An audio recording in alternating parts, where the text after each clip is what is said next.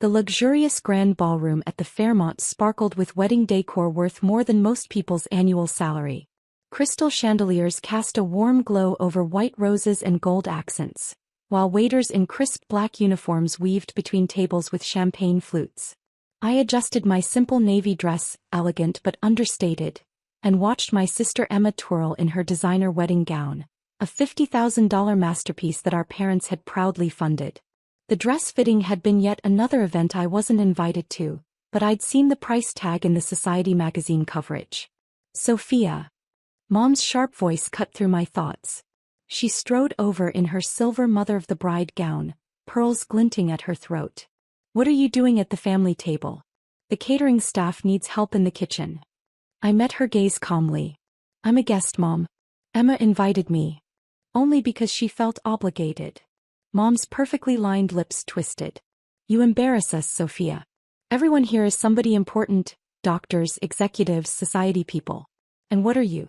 Some mysterious business consultant, who won't even tell us what she really does. Dad appeared beside her, tugging at his bow tie. Your sister's marrying the CEO of Medical Dynamics. His guests include board members and hospital chiefs. We can't have you. He waved his hand vaguely, bringing down the tone. I checked my phone discreetly. A message from my executive assistant flashed. Forbes interview goes live in 20 minutes.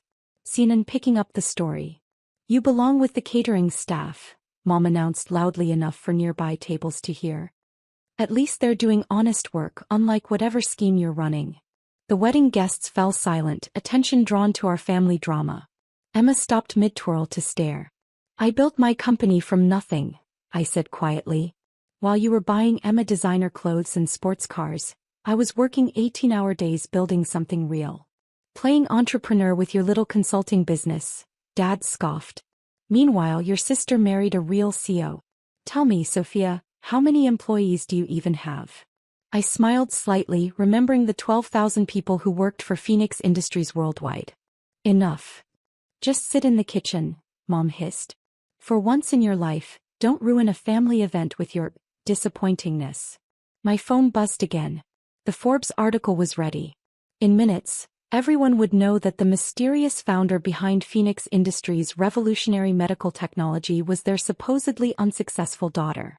Fine, I said, standing slowly. I'll leave the family table. But first. I turned to Emma.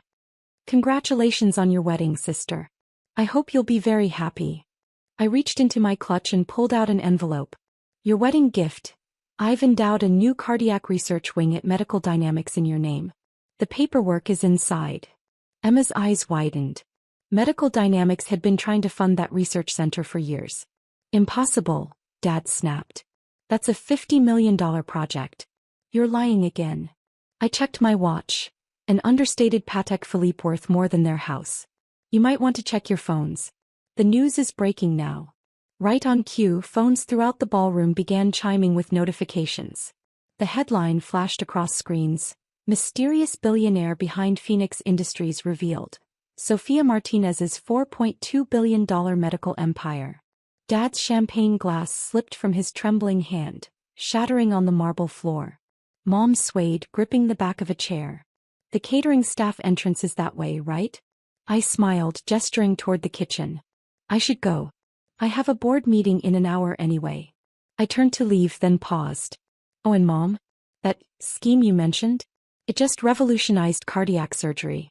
But you'd know that if you'd ever bothered to ask what I actually do. My phone rang, my chief operating officer calling about the media response. I answered as I walked away, leaving my family frozen behind me. Yes, the press release is approved. Schedule the interviews for tomorrow. And have my helicopter ready. I'll need to be at the New York office by morning. I heard gasps as guests read further into the article, learning that the disappointing daughter was actually one of the most successful medical technology innovators in the country. Emma's new husband looked like he might faint. His company was now effectively my subsidiary. Ms. Martinez. A waiter rushed up. The kitchen staff wanted to thank you. The medical benefits package your company provides is incredible. I smiled genuinely. Please call me Sophia. And I take care of my people. I glanced back at my stunned family. All of them deserve respect, don't you think? The waiter nodded enthusiastically. Mom's face had turned an interesting shade of gray as she realized she'd just told a billionaire CEO to work in the kitchen. My phone buzzed again. The stock price was already climbing on the news. I stepped into the hotel lobby, leaving the whispers and shocked stares behind me. Let them talk. I had an empire to run. The next morning my face was everywhere. Every major news network, business publication and social media platform blazed with headlines about Phoenix Industries' mysterious founder finally being revealed. I sat in my penthouse office 60 floors above Manhattan, watching the media frenzy unfold on multiple screens. My PR team had prepared for this moment for years, carefully crafting the narrative of a self-made woman who revolutionized medical technology while staying out of the spotlight. Your parents are in the lobby. My assistant's voice came through the intercom. Along with your sister and her husband. I glanced at the security feed. Mom wore her important meetings outfit, Chanel suit and pearls. Dad clutched a newspaper with my face on the front page. Emma and her new husband James looked distinctly uncomfortable. Send them up, I said, turning to face the floor-to-ceiling windows. The morning sun glinted off my empire, the Phoenix Industries Tower, dominating the skyline. They entered like chastened children, the heavy mahogany doors making Mom's confident stride seem small. The office, all sleek lines, modern art and subtle displays of power, had that effect on people. Sophia, Dad started, then faltered as he took in the spectacular view, the wall of awards, the framed Time magazine cover calling me, the future of medicine. Sit, I gestured to the conference area. I have a shareholders meeting in 30 minutes. Why didn't you tell us? Mom burst out. All these years we thought. You thought what you wanted to think, I replied calmly. I tried telling you about my work. You weren't interested. But, Phoenix Industries. James spoke up. We've been trying to partner with you for years. The cardiac stent technology alone is worth billions. I know. I rejected those proposals personally. I turned to face them fully. Your profit margins were too high. You were pricing out patients who needed the technology. James paled. He probably remembered the scathing emails from Phoenix Industries CEO, emails I had written, criticizing Medical Dynamics' pricing structure. Everything makes sense now, Emma said quietly. The times you couldn't attend family events because of work meetings. The mysterious phone calls. Why you never seemed upset when they... She glanced at our parents, when they put you down. Success is the best revenge, I said simply. Though that's not why I built this company. I wanted to save lives. Make medical technology accessible to everyone, not just the wealthy. Dad cleared his throat. Princess, we had no idea. If we'd known. That's exactly the problem, I cut him off. You should have been proud of me regardless. Whether I was worth $4 billion or $4, I was still your daughter. Mom dabbed at her eyes, careful not to smudge her makeup. We can explain to everyone at the wedding reception tonight. Clear up this misunderstanding. No need, I pressed a button and a holographic display filled the center of the room. Phoenix Industries just acquired controlling interest in Medical Dynamics. James jumped up. What? That's impossible. The board would have to. The board voted an hour ago. Unanimously. I smiled slightly.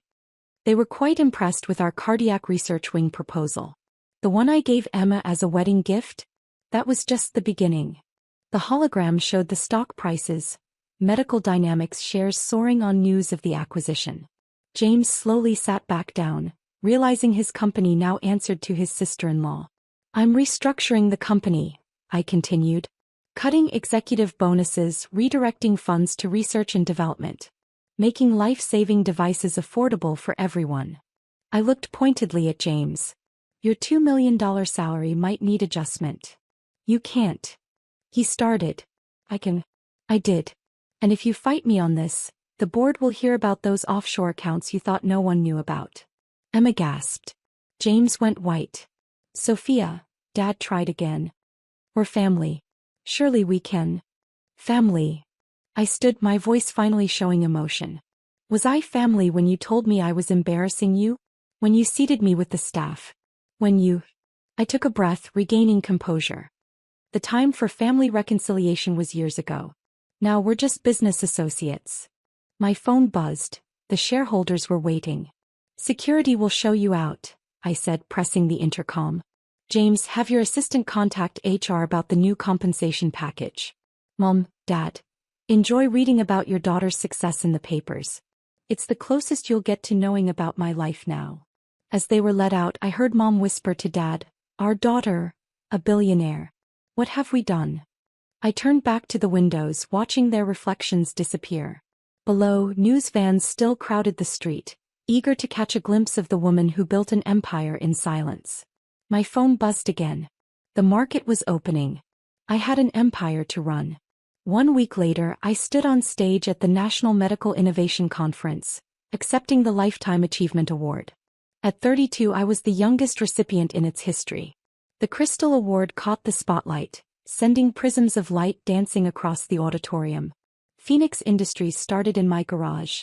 I told the packed auditorium, my voice steady despite the emotion threatening to break through. With one goal: making life-saving technology accessible to everyone. Today, our cardiac stents save 100,000 lives annually. Our neural implants help paralyzed patients walk. And we're just getting started. I paused, looking at the sea of faces. In the middle section, I spotted Sarah, a 12-year-old girl who'd been our first neural implant recipient. Once bound to a wheelchair, she now stood proudly beside her parents. Her story was why I did this. But numbers and achievements aren't what drives us, I continued. It's the single mother who can afford her heart medication because we cut costs by 80%. It's the rural hospitals now equipped with our technology at subsidized rates. It's every patient who gets a second chance because we refuse to put profit over people. The applause was deafening. In the front row, my team beamed with pride. Dr. Patel, my first hire, wiped away tears. He'd believed in me when I was just a girl with a dream and a garage full of prototypes. Beside him, my research director held up her phone. Our stock had just hit an all-time high. As I stepped off stage, my assistant, Maria, handed me a tablet. Your sister's been trying to reach you. And the Medical Dynamics transition team needs your signature on the final merger documents. She hesitated. Also, there's a video you should see. The video was from the Children's Hospital ward where we donated our latest neural technology. Dozens of kids, all previous beneficiaries of Phoenix Industries programs, held up a sign, "Thank you, Ms. Sophia." My throat tightened. I scrolled through Emma's messages. They started angry. James had indeed been demoted, his salary slashed to a mere $200,000. But her latest message was different. I found your old business plan. The one from college that Mom and Dad laughed at. You predicted everything, Soph. Everything. I remember that night. You were so excited to share it and they didn't even look up from their phones. I should have defended you.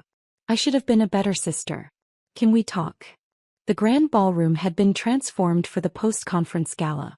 Crystal chandeliers cast a warm glow over displays showcasing our latest innovations. Unlike my sister's wedding, here I was the guest of honor.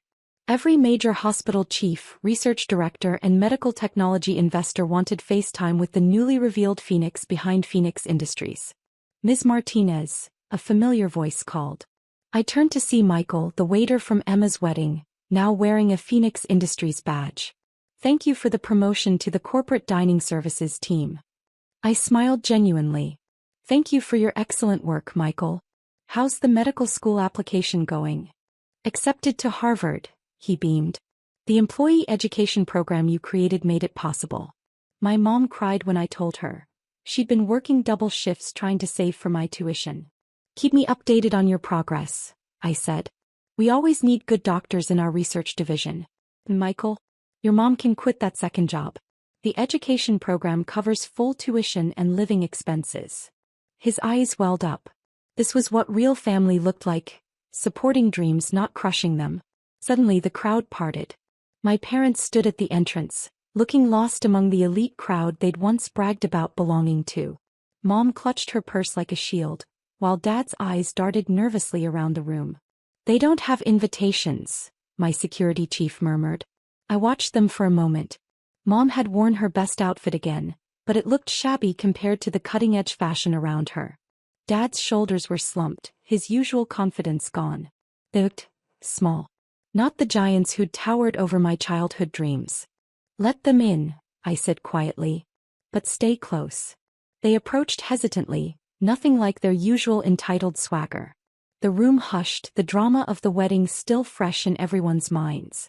Dr. Patel moved protectively closer to me, remembering all the times I'd cried in the lab after family events. Sophia, Mom's voice trembled. We saw your speech. On TV. The little girl who can walk now. The single mother who wrote to thank you. The garage you started in, Dad added. It was our garage. All those nights we thought you were wasting time, all those times we told you to get a real job like your sister. You were building this, Mom gestured at the room, the success, the respect I'd earned. While we were bragging about Emma's country club membership, you were saving lives. I said simply. Despite you, not because of you. We were wrong, Dad's voice broke. So terribly wrong. Not just about your success but about everything. How we treated you. What we said. The way we made you feel unwelcome in your own family. Mom pulled out a folded paper, yellowed with age. We found this in our attic. Your first business proposal, the one we wouldn't read. You outlined exactly how you'd revolutionize medical technology step by step. The pricing strategies, the research priorities, even this conference. It's all here in your 16-year-old handwriting. She wiped her eyes. We should have believed in you. I took the weathered document, remembering the night I tried to present it at family dinner. They talked over me about Emma's new car instead. The past week has been educational, Dad continued. Seeing you through the world's eyes instead of our prejudiced ones. You're not just successful, Sophia. You're changing the world. That cardiac research wing you gave Emma? Mom added. The doctors say it will save thousands of lives. Our daughter saving thousands of lives. She reached for my hand, then stopped herself, unsure if she still had the right. I studied them carefully. Their designer clothes couldn't hide their exhaustion. The society pages had been brutal, exposing their treatment of their billionaire daughter. Their social circle, the one they'd chosen over supporting me, had evaporated overnight. I can't forget, I said finally. But maybe we can move forward. Not as the family we were, but as the family we could be. That's more than we deserve, Dad whispered. Come, I gestured to an empty table. Let me tell you about what Phoenix Industries is really doing. Not the society page version. The real work. As we sat down, I caught Emma's eye across the room. She gave me a small, hopeful smile. Maybe there was healing to be done there too. Start at the beginning, Mom requested softly. Tell us everything we should have listened to years ago. So I did. I told them about the dreams they'd dismissed, the innovations they'd mocked, the empire I'd built while they weren't watching. And for the first time they truly listened. My phone stayed silent in my pocket. The empire could wait. Right now I had a different kind of rebuilding to do.